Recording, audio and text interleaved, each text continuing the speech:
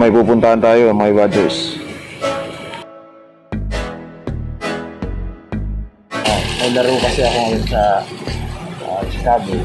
Kasi ako napapalipid ko doon.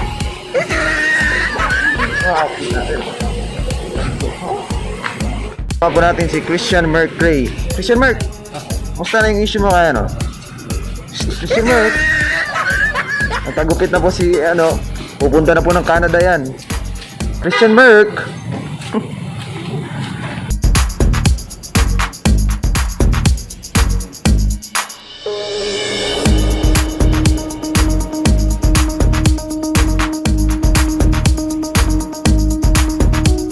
So, napakahabang pila, guys. Kukuha muna sila ng QR code bago kami makapasok. So, malapit na. Kanina pa kami dito. Mga 4 na oras na kami dito. So, ito si Christian Merc. Aalis na siya ng Pilipinas.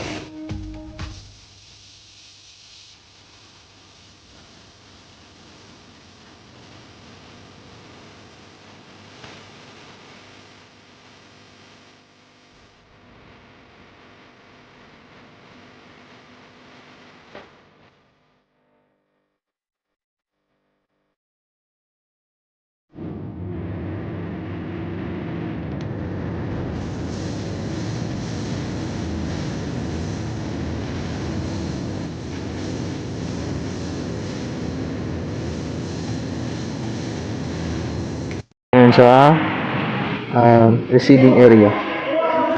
Meron silang libreng pa-lunch. Ayun may pa-lunch sila. And tubig. So, nag-aantay lang kami ng sundo namin dito, guys, sa NSC. Ayan nakilaing building, parang may biglang susulpot na na multo yung baby ko. Hi, baby. Kaway ka naman, baby. Kaway ka lang, baby. Oh, hotdog. What's up, Evadgers? Ngayon ay pang 6 or 7 days nata ng aming quarantine. So lumabas na ako dito ng konti sa pinagka-quarantine naming bahay kasi home quarantine po kami. So pang 7 days na. At kung napapansin nyo po, iba na yung background natin, iba na yung surroundings, pati yung ingay. Marami na kayong naririnig ng mga tunog ng manok, tunog ng kung ano-ano, dahil nandito na po tayo sa probinsya, which is napakaganda po dito kasi napakasariwa ng hangin at ibang-iba po sa Maynila. Okay? So, mga Evadgers, pasensya na kayo dahil hindi ako makapag-upload ng mga magagandang topic kasi unang-una, hinahanap ko pa po ang signal dito. Hindi kami makalabas dahil nasa quarantine pa kami. So, Naruto, huwag ka maingay. So, hindi ako wala, tuloy ko. So dahil sa sobrang hina nga po ng signal dito at may aso pang tumatahol, si Naruto, kilala niyo naman yun, ang hirap po talaga. Ang hirap mag-upload dito kasi nasa quarantine area pa kami dito sa bahay ng lola ko. So dito kami na-quarantine. At may papansing aso talaga dito, mga Evadgers, no? Gusto rin atang mag-vlog nitong asong to eh. Gusto rin niyang mag-vlog. Hoy! Anong pinaglalaban mo? Hoy! Anong pinaglalaban mo? Naruto! Naruto! Psst! Tsaka lang talaga tatahol ha pag nagsasalita na ako ha. Ay, ako. Tit! Go! Isa! Back to the topic tayo, mga Evadgers, So, mahirap pa ngayon, kaya antay-antay mo naman. Ito naman yung asong tahol ng tahol. Anong problema? Ha? Uy! Problema mo ha? Up! Nagalit oh. Oh, yun guys, yung saging. Bigay lang ng kapitbahay. Pag sa Maynila, baka abutin ka na ng 200 dito or 300. So, bigay lang. May asong reklamo ng reklamo. Yan oh. So, op. So yun, mahirapan tayo ngayon talaga makapag-vlog dahil kaya naman ng YouTube, kaya makapag-search, pero ang problema lang, yung pag-upload ko po, as in, sobrang hirap mag-upload dito ng video. So, ito yung wifi namin guys, dito. Ano to, ang tawag niyan, prepaid wifi. Kahit papano ay survivor naman tong wifi na to, nakakasaga pa rin kami ng signal. So, ang signal kasi, medyo malayo pa sa amin, mga 200 meters away galing dito sa bahay. So, kailangan ko pang maglakad ng mga ganong kalayo. Pero bawal pa akong maglakad ng ganon ngayon kasi nasa home quarantine pa po kami. At ang dahilan kung bakit kami nagpa-home quarantine, dahil nga po, it's a protocol ng ating bansa ngayon kung saan tayo ay nakakaranas nga po ng pandemic. Mula sa Maynila, kailangan mo ring magpa-under ng home quarantine for 14 days. At pagkatapos nun, magtanong ka sa LGU kung ano yung mga kailangan nila para ikaw ay makapunta sa inyong lugar. So kami ay nagtanong, dito sa aming lugar kinakailangan ng swab test. Kaya kami ay nagpa-swab test mga ibadgers. At talagang butas ang bulsa mo sa swab test na yan. Ang pinakamura po sa Maynila, mayroong mga 3,000, 3,500 na swab test. Requirement po yan, at kung pwede nyo pakiusapan ng inyong LGU sa requirements nila, baka pwede yung ganung sistema. Pero dito kasi sa lugar namin, medyo stricto talaga kasi tumataas po yung case dito. Pero hindi naman katulad sa Maynila, syempre. And yun ang dahilan kung bakit hindi ako makapag-upload. So basta hahanapin muna natin yung signal dito, Badgers, pagkatapos ng quarantine. Pero ngayon, magtitiis ako kasi lumalakas po yung signal namin dito pagka madaling araw, mga alas 2 hanggang alas 5 or alas 6. So, doon pa ako nag-upload. Kaya kung napansin nyo, kahit pa paano ay nakapag-upload ako ng video.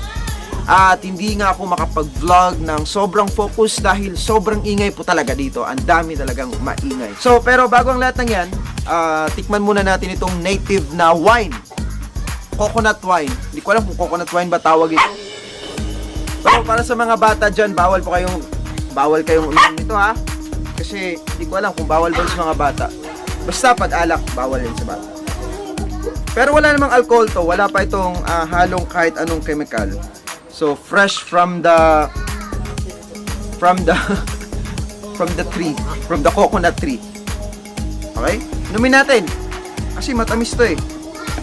Pero hindi ko to uubusin lahat, titikman ko lang. So guys, ito yung na-miss ko dito eh, sa probinsya. Dahil walang ganito sa Manila, to be honest. Merong tuba, pero hindi kasing tamis nito.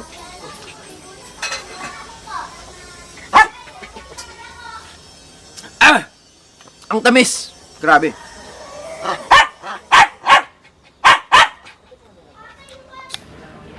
Uy, tingin-tingin mo dyan.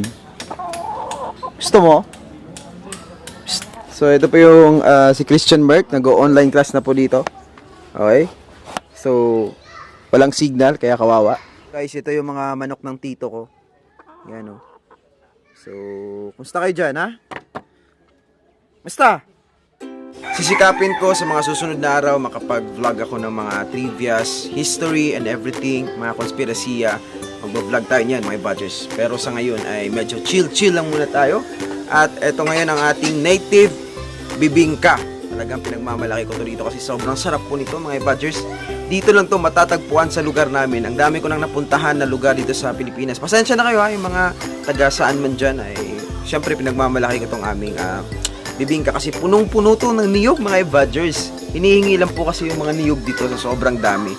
So, hindi na yan binibenta. Yung iba nagbebenta pero madalas hinihingi lang talaga.